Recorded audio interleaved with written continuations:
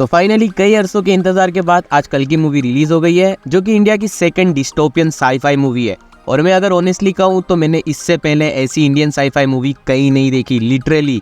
और हिंदू कल्चर की हिस्ट्री और फ्यूचर वर्ल्ड को मिक्स करके जो फ्यूजन बना के हमें दिया है वो सच में बहुत शानदार है। और मूवी में भर भर के कैमियोज है, फिर वो मृणाल ठाकुर, दुलकर सलमान, एस राजामौली, विजय देवराकोंडा और भी बहुत से एक्टर। तो जिस वजह से हमारे आज के इस वीडियो को एंड तक जरूर देखना। तो सुपर फैंस, मेरा नाम है एमजे और आप देख रहे हो मेरे साथ मेरा पॉइंट ऑफ व्यू। तो मूवी की स्टार्टिंग होती है जहां हमें अमिताभ बच्चन यानी कि अश्वत्थामा को दिखाया जाता है, जो कि एक युद्ध के मैदान में होते हैं और फिर उन्हें कैसे उत्तरा के अनबोर्न बेबी को मारने की वजह से श्री कृष्ण श्राप देते हैं कि तुम अब से इमोर्टल हो तब तक जब तक विष्णु भगवान का आखिरी अवतार इस दुनिया में जन्म ना ले ले। और उनसे उनके सर की मनी भी छीन ली जाती है और ये भी कहा जाता है कि तुम्हारी मनी तुम्हें जब ढूंढ लेगी तब तुम समझ जाना कि वक्त आ गया है। फिर स्टोरी आती है फ्यूचर वाले वर्ल्ड में, जहाँ पर एक ट्रक जा रहा होता है और उसमें कई सारे कैदी होते हैं जिसमें बहुत से बच्चे भी होते हैं। तभी एक बच्चा चलती हुई गाड़ी से रेत में हाथ घुमाता है तो उसके हाथ में एक चीज आती है, लेकिन वो सबसे छुपा करके उसे अपनी जेब में रख देता है। और वो चीज क्या होती है उसका हम सस्पेंस बना रखते हैं, उसे वीडियो में आगे देखेंगे। और वो ट्रक जा रहा होता है कॉम्प्लेक्स की तरफ। अब मैं आप सबको बता दूं कि कॉम्प्लेक्स एक ऐसी जगह है जहाँ पर पूरी दुनिया से रिसोर्सेज यानी कि पानी, खाना, पेड़, फल, फूल सब कुछ छीन करके एक जगह बनाई होती है, जो कि दिखने में ही बहुत खूबसूरत और स्वर्ग जैसी दिखती है। और इस दुनिया में बुराई इतनी बढ़ गई होती है कि वहाँ चलने वाली एक करेंसी है और वो करेंसी के 1 मिलियन पॉइंट्स आपके पास होने चाहिए। अगर होगे तो आपको कॉम्प्लेक्स में जगह दी जाएगी और अगर नहीं है तो आप बाहर भूखे प्यासे मरते रहो। और ये कॉम्प्लेक्स और कहीं नहीं बल्कि काशी में टेक प्लेस करता है। और फिर ये ट्रक कॉम्प्लेक्स पहुंचता है और इन सब की जांच पड़ताल की जाती है कि क्या ये सारी कैदी में कोई लड़की है या नहीं, और अगर लड़की है तो वो क्या फर्टिलाइट है या नहीं। अब फर्टिलाइट इसलिए क्योंकि इस कॉम्प्लेक्स का लीडर यानी कि सुप्रीम एक प्रोजेक्ट के चला रहा होता है और वो प्रोजेक्ट के क्या है वो हम थोड़ी देर बीच में रिवील करेंगे। और तभी हमें पता लगता है कि वहाँ पर एक लड़की फर्टिलाइट पॉजिटिव निकलती है और उसे पकड़ लिया जाता है। और उस लड़की को पकड़ते हुए देखकर दूसरी लड़की जिसने अपने वालों को लड़कों के जैसा कटिंग कराया हुआ होता है वो भागने लगती है और तभी उसे बचाते हैं राजेंद्र प्रसाद। और हमें तब वहाँ ये पता लगता है कि राजेंद्र प्रसाद सिर्फ अकेले नहीं है, उनकी एक पूरी टीम है जिन्हें लोग रेबल्स बुलाते हैं। और इस रेबल का टीम का मोटिव होता है कि कैसे भी करके सब कुछ ठीक किया जाए और कॉम्प्लेक्स के लोगों का खात्मा किया जाए। और रेबल्स टीम का ये भी मानना होता है कि इस युग में एक स्त्री किसी लड़के को जन्म देगी और वो लड़का और कोई नहीं बल्कि विष्णु भगवान का अवतार होगा, इसलिए वो उस दिन का वेट कर रहे होते हैं। उनकी बाकी की टीम एक संबाला नाम की जगह पर सेफ रह रहे होते हैं और यही सेम बात कॉम्प्लेक्स के लीडर यानी कि सुप्रीम को भी पता होती है, इसलिए वो सारी फर्टिलाइट पॉजिटिव लड़कियों को पकड़कर उनको अपने कैद में रखते हैं और एक प्रोजेक्ट के चलाते हैं जिसमें उन लड़कियों पर साइंटिफिक एक्सपेरिमेंट करके उन्हें प्रेग्नेंट कर दिया जाता है। और फिर प्रेग्नेंट हो जाने के बाद 120 दिन के बाद उन पर एक्सपेरिमेंट करके उन प्रेग्नेंट लेडी के पेट से सीरम निकाला जाता था। और सुप्रीम को उस सीरम को अपनी बॉडी के लिए यूज करने का प्लान था, क्योंकि सुप्रीम की बॉडी बहुत ही ज्यादा कमजोर और नाजुक थी। तो आप थोड़ा वो समझ ही गए होंगे। सुप्रीम को ये पता था कि अब श्री कृष्ण कली बन के वापिस जन्म इसी युग में लेने वाले, तो बस उसे उस लड़की को ढूंढना है जिसके पेट में श्री कृष्ण जन्म लेने वाले, और उसी लेडी की बॉडी सीरम से सुप्रीम ठीक भी हो सकते हैं। और दूसरी साइड रेबल्स की टीम ने ऑलरेडी एक प्रेग्नेंट लेडी को संभाल के रखा होता है और वो लेडी और कोई नहीं बल्कि मृणाल ठाकुर होती है। लेकिन इतने में ही रेबल्स की टीम और मृणाल ठाकुर और जिस लड़की को राजेंद्र प्रसाद ने बचाया होता है उन पर अटैक हो जाता है और उस अटैक में राजेंद्र प्रसाद जी और साथ ही साथ मृणाल ठाकुर का कैरेक्टर पकड़ा जाता है। इसके बाद एंट्री होती है कॉम्प्लेक्स के कमांडर की, जो कि राजेंद्र प्रसाद को पूछता है कि संबाला नाम की जगह कहाँ है, मुझे बता दो, मैं तुम दोनों को जाने दूंगा।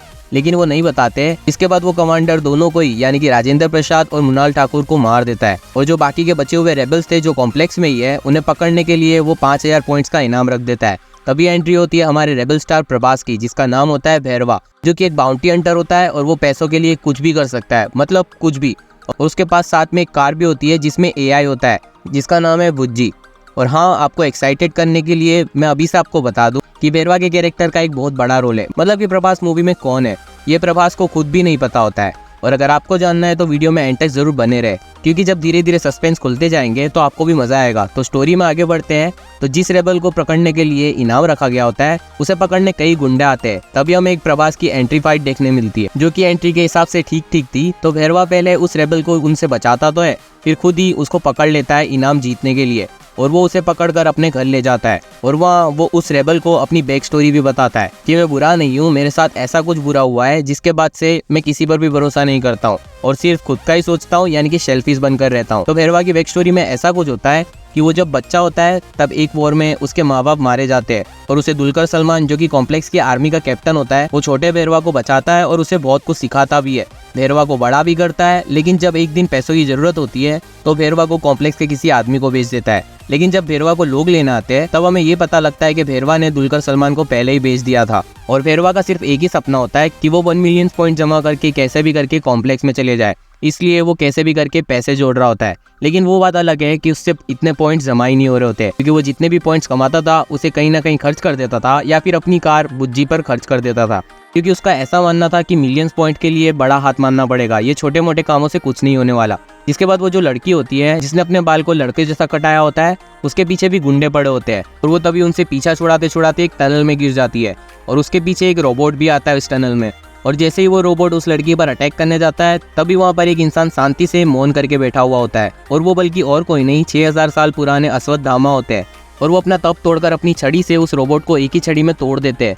तभी वो लड़की अश्वत्थामा को कहती है कि तुम्हारी बाहर बहुत जरूरत है। तभी अश्वत्थामा कहते हैं कि मुझे कोई परवाह नहीं, मुझे सिर्फ एक को बचाना है, सिर्फ एक को, और वो और किसी को नहीं, विष्णु के आखिरी अवतार को बचाने की बात कर रहे होते हैं। जिसके बाद कॉम्प्लेक्स में जिन लेडीज को कैद किया होता है यानी कि प्रोजेक्ट के तहत एक्सपेरिमेंट करने के लिए, उनमें से ही एक दीपिका पादुकोण भी होती है। अब कॉम्प्लेक्स में ऐसा कुछ होता है कि अगर आप प्रेग्नेंट नहीं हो तो आपको नॉर्मल खाना दिया जाएगा, लेकिन अगर आप प्रेग्नेंट हो तो आपको अच्छा खाना यानी कि फ्रूट दिए जाएंगे। लेकिन दीपिका का कैरेक्टर रोज अपनी फ्रेंड के खाने में से एक सेब चुराती थी यानी कि एप्पल। वो इसलिए क्योंकि दीपिका भी प्रेग्नेंट होती है लेकिन वो किसी को बताती नहीं है, जो कि 150 डेज से प्रेग्नेंट थी, और इसलिए वो रोज उसमें से उस बच्चे के लिए एक सेब चुराती है। लेकिन ये बात एक दिन एक गार्ड को पता लग जाती है और वो जाकर के कमांडर को बता देता है। तभी कमांडर तुरंत दीपिका पर एक्सपेरिमेंट करना स्टार्ट करता है, लेकिन उनके पेट के बच्चे में इतनी ज्यादा पावर होती है कि उससे वो मशीन ओवरलोड हो जाता है और वो उस मशीन से गिर करके नीचे वाली टनल में पहुंच जाती है और उस टनल में उसे बचाना आती है एक रेबल की मेंबर, जो कि खुद भी इन्हीं लड़कियों के साथ बंदी बनी हुई थी। और उस रेबल मेंबर का कुछ और ही मिशन था, लेकिन उससे ये सब देखा नहीं जाता और वो आखिर में आकर के दीपिका को बचाने का सोचती है। और कॉम्प्लेक्स के नीचे ऐसी कई पाइप्स एंड टनल्स होती है जिसके बारे में रेबल्स को ही पता होता है। वो रेबल मेंबर दीपिका को रास्ता दिखाती है और खुद वहाँ गार्ड को रोकने के लिए जाती है और साथ ही साथ वो अपने बाहर वाली टीम को सिग्नल दे देती है कि टनल के उस साइड खड़े रहो। तभी दीपिका वहाँ पहुंचती तो है, लेकिन आगे बहुत सारी फायर यानी कि आग जल रही होती है और उसके पीछे गार्ड भी आ रहे होते हैं, जिसकी वजह से वो फैसला करती है कि उसे अब आंख में से ही चल के जाना होगा। दूसरी साइड अश्वत्थामा सो रहे होते हैं और उनकी नींद खुल जाती है। साथ ही उन्हें ये आवाज होने लगता है कि कुछ तो गड़बड़ हो रही है। तभी उन्हें वो लड़की की जेब में मणि चमकती हुई दिखती है। अब मैं आपको बता दूं कि ये वही लड़की है जिसने मूवी की स्टार्टिंग में रेत से कुछ चीज उठा करके जेब में रखी थी, तो वो और कुछ नहीं बल्कि मणि होती है। तभी अश्वत्थामा समझ जाते हैं कि अब समय आ गया है, क्योंकि मणि ने उन्हें ढूंढ लिया है और वो उस मणि को लेकर के वापस से अपने सर पर लगाते हैं। तभी पूरे अर्थ पर तेज हवा चलने लगती है और उसी तेज हवा की वजह से दीपिका पादुकोण का कैरेक्टर बच जाता है उस आग से और फिर उसे बाहर खड़े रेबल मेंबर्स बचा लेते हैं और यही मूवी का इंटरवल पड़ जाता है। और वैसे मैं वीडियो में भी इंटरवल पाड़कर आपसे ये कहना चाहता हूँ कि अगर आप इस चैनल पर नए हो तो प्लीज़ चैनल को बिल्कुल सब्सक्राइब कर लेना, भूले बिना अभी के अभी। और हाँ, वीडियो अगर थोड़ी भी पसंद आ रही हो तो अभी के अभी प्लीज़ वीडियो को लाइक कर देना एंड साथ ही साथ आपको हमारी एक्सप्लेनेशन कैसी लगी वो भी हमें ज़रूर से कमेंट में शेयर कर देना। तो वीडियो में वापस आते हैं। और हाँ, अगर आप सोच रहे हो कि मैं बार बार दीपिका क्यों बोल रहा हूँ, क्योंकि मूवी में दीपिका जी का कोई नाम ही नहीं है, क्योंकि बचपन में ही उन्हें कॉम्प्लेक्स वालों को बेच दिया गया था, जिससे उन्हें खुद का नाम ही नहीं पता होता है और इस वजह से हमें भी उनका नाम नहीं पता। और इतना ही नहीं, गूगल को भी उनका मूवी में क्या नाम है वो नहीं पता। जिसके बाद दीपिका जी रेबल्स के मेंबर्स के साथ वहाँ से निकल जाती है, जिसमें रेबल के 3 मेंबर्स होते हैं, एक बाप, उनकी बेटी और उसका लवर। और रास्ते में उसी ट्रक पर कुछ कॉम्प्लेक्स गार्ड भी चेक करना आते हैं कि ये ट्रक गांव से इतना दूर क्या कर रहा है। तभी चेक करते समय वो लोग पकड़े जाते हैं और जिसके बाद रेबल की टीम उन दोनों गार्ड्स को ठिकाने तो लगा देती है, लेकिन उनमें से एक गार्ड सारे बाउंटीज को सिग्नल भेज देता है कि कॉम्प्लेक्स से भागी हुई लड़की इसी ट्रक में। इसके बाद वो लोग वहाँ से तो निकल जाते हैं, लेकिन उनके पीछे काफी सारे बाउंटीज आ जाते हैं। अब रेबल मेंबर्स धीरे धीरे उन बाउंटीज से धीरे धीरे निपटते तो है, लेकिन अनफॉर्चुनेटली वहाँ पर जो दोनों लवर्स होते हैं वो अपनी जान खो देते हैं। फिर बचे हैं सिर्फ वो रेबल का एक मेंबर और दीपिका जी, और वहीं उनको पकड़ने आया होता है भैरवा भी, क्योंकि भैरवा पर भी उसी चीज का अलर्ट आया होता है कि इस लड़के को पकड़ने वाले को पूरे $5 मिलियन मिलेंगे। और जैसे कि आपको पहले बताया गया कि भैरवा को $1 मिलियन चाहिए कॉम्प्लेक्स में एंट्री के लिए। तभी भैरवा कुछ बाउंटीज को ठिकाने तो लगाता है, लेकिन वहाँ फिर आ जाते हैं अश्वत्थामा और डूड। फिर वहाँ अश्वत्थामा और भैरवा की जो हमें फाइट देखने मिलती है, माँ कसम मेरा तो दिल ही आ गया था एक्शन सीक्वेंसेस पर, क्योंकि किसी ने इमेजिन ही नहीं किया था कि एक साइड पर प्रभास और दूसरी उनके ऑपोजिट में दी लेजेंड अमिताभ बच्चन। और वो फाइट बहुत ज़्यादा लंबी चलती है, जहाँ हमें भैरवा की अलग अलग स्किल्स पता लगती है कि कैसे भैरवा के पास फ्लाइंग शूज है, भैरवा की कार अलग अलग फॉर्म ले सकती है, भैरवा में बहुत ज़्यादा पावर है, इन द सेंस वो भी बहुत ज़्यादा ड्यूरेबल है। भैरवा अपने अलग अलग इल्यूशंस भी क्रिएट कर सकता है और अपने कई सारे क्लोन्स भी बना सकता है, लेकिन ऑफ कोर्स उस फाइट में अश्वत्थामा जीत जाते हैं और वो दीपिका और बचे हुए रेबल मेंबर्स को वहां से लेकर के निकल जाते हैं। ऐसे बाय द वे आपको बता दूं कि जब भैरवा यहाँ आ रहा होता है तो रास्ते में हमें एसएस राजामौली का कैमियो भी देखने मिलता है, जो कि भैरवा से पैसे मांगने आए होते हैं, क्योंकि भैरवा ने उनसे गाड़ी के पार्ट्स तो लिए थे, लेकिन भैरवा ने उस चीज के अभी तक उनको पैसे नहीं चुकाए होते। तो प्रभास उनको चकमा देकर अपनी कार को फ्लाइंग कार बनाकर राजामौली को चकमा देकर वहां से निकल जाता है। तो फिलहाल सिचुएशन अब यह है कि भैरवा पहली बार जिंदगी में किसी से हारा है और बाकी के बाउंटीज को मानने की वजह से भैरवा को कमांडर की तरफ से परमानेंटली कॉम्प्लेक्स से अब बैन कर दिया गया है। दूसरी तरफ वो बचा हुआ रेबल मेंबर अश्वत्थामा और दीपिका जी को लेकर के सेफली संभाला लेकर जा रहा है, यानी कि अपने लोगों के पास, जहाँ पर राजेंद्र वर्मा की वाइफ भी है, जिसे एक तरीके से हम वहाँ का लीडर बोल सकते हैं। जिसके बाद भैरवा घर जाता है। फाइट के दौरान उसकी बुज्जी भी टूट गई होती है, वो बिल्कुल निराश होता है। तो भैरवा ने जो मूवी की स्टार्टिंग में जिस रेबल मेंबर को पकड़ा हुआ था 5000 पॉइंट्स के लिए, वो उसे छोड़ देता है और कहता है कि अब कुछ काम धंधा ही कर लूंगा मैं, क्योंकि मुझे तो अब परमानेंटली कॉम्प्लेक्स से बैन कर दिया गया है। तभी वो रेबल मेंबर कहता है कि तुम यहाँ मत रहो, तुम्हारी असली जगह हमारी टीम में, तुम एक योद्धा हो, अच्छे के लिए काम करो। जिसके बाद वो भैरवा को संभाला लेकर के जाने का ऑफर देता है। तभी भैरवा उस ऑफर को मान लेता है और अपनी बुज्जी को वापस से बनाना स्टार्ट करता है। और दूसरी तरफ कॉम्प्लेक्स के कमांडर को दीपिका के पेट से निकले हुए सीरम का एक ड्रॉप मिलता है और कॉम्प्लेक्स के दूसरे डिपार्टमेंट वाले बंदे को रेगिस्तान से एक कमान मिला होता है, जो कि और किसी का नहीं बल्कि श्री कृष्ण का होता है, लेकिन उसे किसी भी तरीके का मशीन या कुछ भी पकड़ नहीं पा रहा होता है। सब बातें कमांडर उस दूसरे डिपार्टमेंट वाले से छुपाने को कहता है कि वो ये सब बातें सुप्रीम को ना बताए, लेकिन दूसरा बंदा कहता है कि नहीं, हमें बताना जरूरी है। दूसरी साइड अश्वत्थामा और दीपिका जी संभाला पहुंच जाते हैं, लेकिन वहाँ के लोग मान नहीं रहे होते कि ये वही लेडी है जो भगवान विष्णु के आखिरी अवतार को जन्म देने वाली है। लेकिन तभी वहाँ बारिश होने लगती है और वो लोग समझ जाते हैं कि ये वही लेडी है, क्योंकि वहाँ पिछले कई अरसों से बारिश नहीं हुई होती है, जिससे फिर वो पूरा गांव दीपिका जी को माँ कहने लग जाता है। वही रात में अश्वत्थामा और वो लड़की बात कर रहे होते हैं, तभी वो लड़की कहती है कि तुम्हारे हाथ में जो छड़ी है उसमें कुछ पावर्स है या नहीं। लेकिन तभी अश्वत्थामा उसे कहते हैं कि ये छड़ी उनकी नहीं है, उनके फ्रेंड की है, और उनके जाने के बाद ये छड़ी में एक पावर नहीं रही है, तब से ये बस एक मामूली छड़ी रह गई है। तभी भैरवा संभाला पहुंचता है अपनी नई बनाई हुई बुज्जी और उस रेबल मेंबर के साथ। रात होने की वजह से वहां पर ज्यादा लोग नहीं होते, जिस वजह से वो वहां के गार्ड साथ में आए हुए रेबल मेंबर को बेहोश कर देता है। तभी हमें पता लगता है कि भैरवा यहाँ पर वापस दीपिका को लेना आया है, क्योंकि उसने कमांडर से डील करी हुई होती है कि भैरवा ही सिर्फ उसे पकड़ सकता है। क्योंकि भैरवा उस कमांडर को कहता है कि तुम्हारा कोई भी आदमी उस लंबे इंसान के रहते, यानी कि अश्वत्थामा के रहते हुए उस लेडी को छू तक नहीं सकता। जिस वजह से कमांडर भैरवा को एक मौका देता है और बदले में वो भैरवा को कॉम्प्लेक्स में खुद अपने हाथ पकड़ कर ले जाएगा। जिसके बाद अश्वत्थामा दीपिका जी के पास पहुंचते हैं और कहते हैं कि यहाँ पे खतरा है, हमें यहाँ से निकलना होगा।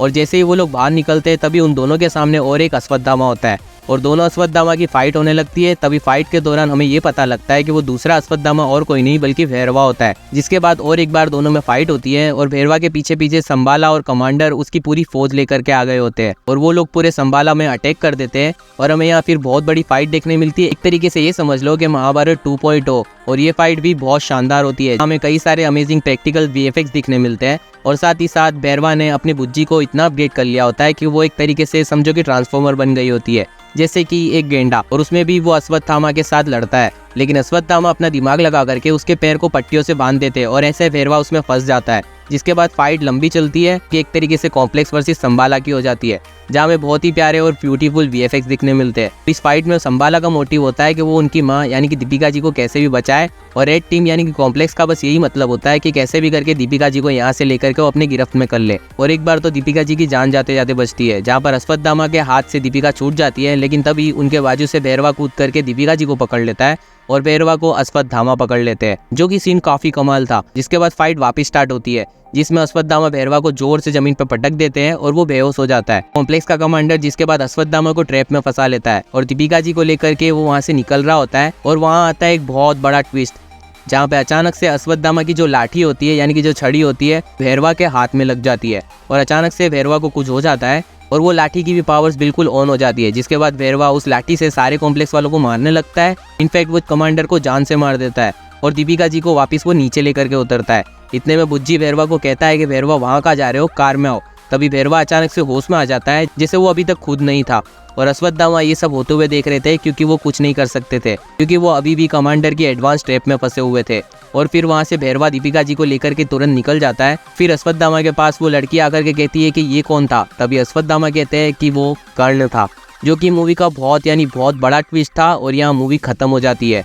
और फिर हमें पोस्ट क्रेडिट में दिखाया जाता है कि सुप्रीम के पास वो डिपार्टमेंट का बंदा दीपिका जी के निकले हुआ एक ड्रॉप लेकर के पहुंचता है। और जैसे ही सुप्रीम उस ड्रॉप को लेता है वो पहले कमज़ोर होता है, यानी कि पूरा हार्ड पिंजर जैसा। तभी अचानक से वो पूरा स्वस्थ होने लगता है और पूरी उसकी बॉडी ठीक होने लगती है और वो एक पूरा नॉर्मल बन जाता है। नहीं, उसमें काफ़ी पावर्स भी आ जाती है क्योंकि वो उस श्री कृष्ण के कमान को भी उठा लेता है, जो कि पार्ट 2 को टीज कर रहा है। तो फाइनली सुपर फैंस, आप एक्साइटेड हो या नहीं पार्ट 2 के लिए, वो हमें ज़रूर से कमेंट में शेयर कर देना। और साथ ही साथ आपको वीडियो थोड़ी भी अच्छी लगे तो प्लीज़ वीडियो को लाइक कर देना, क्योंकि आपके लाइक से ही मुझे अगला वीडियो बनाने के लिए मोटिवेशन मिलेगा। और हाँ, चैनल को भूले बिना सब्सक्राइब कर लेना। और हाँ, अभी आपको एक चैनल पे वीडियो दिख रहा होगा जिसमें ऐसे ही थी वो इसके एपिसोड 4 को अभी हमने एक्सप्लेन किया हुआ है। हाँ, एपिसोड 4 को जरूर से एक बार क्लिक करके चेक कर लेना। मैं आपको मिलता हूँ ऐसे किसी अमेजिंग वीडियो में, लेकिन तब तक के लिए सुपर फैंस, लव यू 3000।